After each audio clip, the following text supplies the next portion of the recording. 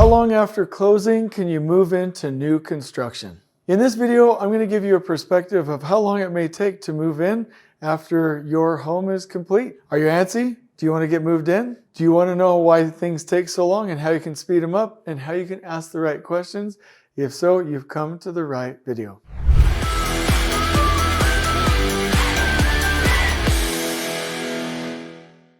Closing is the final step in a home buying transaction. All outstanding fees listed in the closing are paid. The escrow funds are cleared to be delivered to the seller, and the buyer and seller sign documents that transfer ownership. The timeline here can be based on several different factors. Generally, you can move in immediately after closing, but there are some things to keep in mind, and I'm going to talk to you about those right now.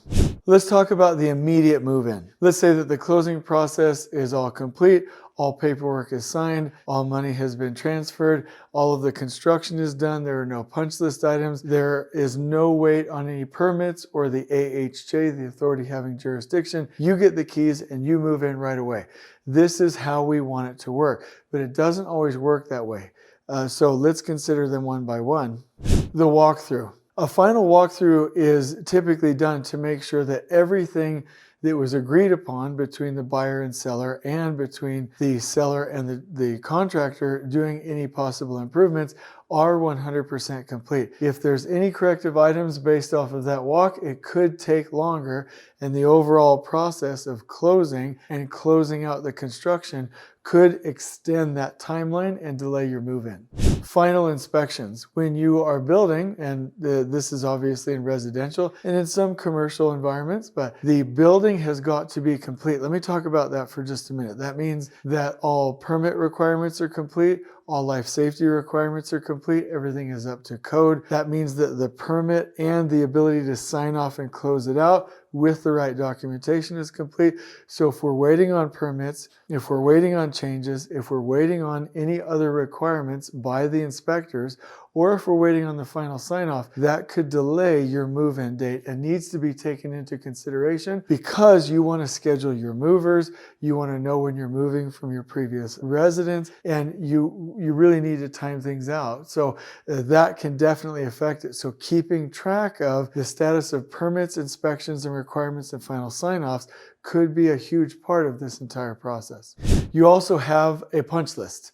So these punch list items really need to be completed before the building is signed off, but sometimes you will literally have the building signed off and you're ready to go, and all of the green tag is ready, everything is signed off. You have sign off from the city or the authority having jurisdiction, but there's a punch list, right? You might need touch-up paint. You might need a different finish on something. You might need a little repair in a piece of carpet, whatever the case may be. Right? Let me explain this. Because the city will inspect it from a compliance standpoint, a code compliance standpoint, and a life safety standpoint. You as the client and the seller will be looking at it from an aesthetics, a beauty, a perfection standpoint. So if you're going through the home and you're seeing, oh, I need touch-up paint there, I need a new finish on that, I'd like that in a different color, right? Aesthetics, not life safety, not code things. However extensive that punch list is, that might extend the overall process and delay your move-in, right? And the overall closing of your home. So make sure that you understand that. The key there is, just like with the permitting and inspections, to get those done along the way and to have a really nice clean closing. The other step for this is to punch before the contractor demobilizes. What you don't want to do is have everything signed off, everything complete, contractor has fully demobilized, and you're like, I want this, this, and this. Oh, you'll be here next week. Oh, you'll be here the week after that. And then you're just waiting, and you're delaying the move-in, which affects you, it affects the movers, it affects this entire process. So make sure that you punch as you go, get it done as soon as possible, and understand that that's a key consideration.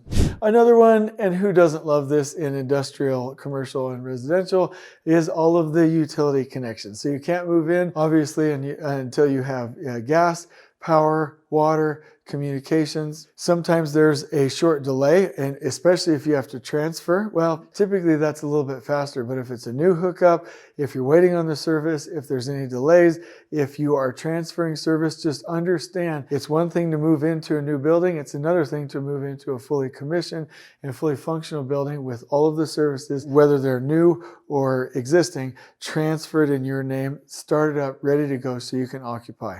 The other thing is preparation for move-in. So whether you're doing it yourself or you have movers, you need to schedule them, and you can't just call them right away and have them, turn on a dime. You're going to have to schedule them. So here's the best practice in my opinion. Go ahead and ask these questions that I've already given you. Talk to the seller. Be realistic about all of the requirements and consider having a little bit of a buffer, So let me say this actually first. You want to move out of your other residence, or this is a new place and you don't need to, but either way, there's a timeline. You want to make sure that that timeline works. You want to schedule your movers. You want to schedule your initiation of your services. You want to, adjust everything else in your life, right? Whether it's work, school, transportation, whatever the case may be. You're going to want to schedule that at a reliable date. So if you're like, hey, the earliest is on the 13th that we can move in, but there's some punch list, there are some things that we're waiting for. We're waiting for those cabinets. I don't have the internet figured out just yet. Instead of the 13th, you might consider adding a couple of buffers in there. Maybe you schedule your move in on the 16th, the 18th, the 20th. You get the idea. But you're going to schedule them on a reliable date. Consider a buffer, because sometimes things go wrong. Make sure that that is in place so that you can increase your certainty. So let me give you some of the time frames you can typically expect when it comes to closing. Same day or next day. This is the ideal. If there are no issues with the closing process or the final inspections, same day, next day, this is exactly what we want. Most people experience this. A few days or a week, this is when there are some nuances to the closing process. There are some final inspections. There is a little bit of punch list. There is some difficulty doing the address change, the initiation of the utilities. There are just some roadblocks along the way. Maybe, this is a big one actually. Consider holidays, consider vacations. Summertime, you're going to have people away quite a bit, and it's a busy time from a construction standpoint. Obviously, if you're around Christmas or Thanksgiving in the United States, you're going to have difficulty. The start of school, the end of school, right? June is always a garbage month for getting things done. That may extend your timelines because you don't have access to people, because it takes multiple people to get this done. But a couple days or a week or two is probably the worst case that you're looking at from a move-in standpoint. So just know that that is a part of your reality as well. By the way, I hope you've enjoyed this. If you ever need help, let us know. It's interesting. We work a lot with residential. We work a lot with single family. We work a lot with townhomes, multifamily.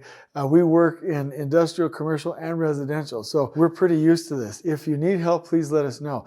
But the bottom line is, understand these components. Ask lots and lots of questions. Really come up with a strategic plan that doesn't count on everything being perfect. Put a buffer in there and be methodical about the process and look at it from an overall standpoint. Does it work, right? If you sold this home and moved out and you're moving into this one, if that timeline extends, that's an additional time in storage, in transit, in a hotel, or staying at somebody's house. So please just dig in. The key is ask questions, find the information, logically put it together, use this video, and make sure that you're planning the right things and being proactive throughout. We are going to turn this into a blog post for you in the description below. If you ever need help, reach out to us.